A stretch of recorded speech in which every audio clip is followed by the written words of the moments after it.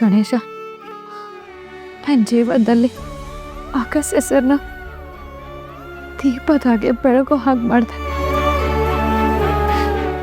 ಈಗ ಯಾರೋ ದುಷ್ಟರು ಬೀಸ್ತಾ ಇರೋ ಗಾಳಿಯಿಂದ ಆ ದೀಪ ಆರ್ದೇ ಇರೋ ಹಾಗೆ ತೋಡ್ಕೊಳ್ಳೋ ಜವಾಬ್ದಾರಿ ನಿಂದು.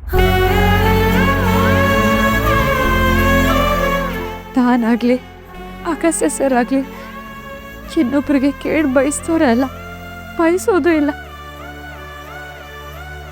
ದಯವಿಟ್ಟು ನಮಗಿಂತ ಶಿಕ್ಷೆ ಕೊಡ್ಬೇಡ ಗಣೇಶ.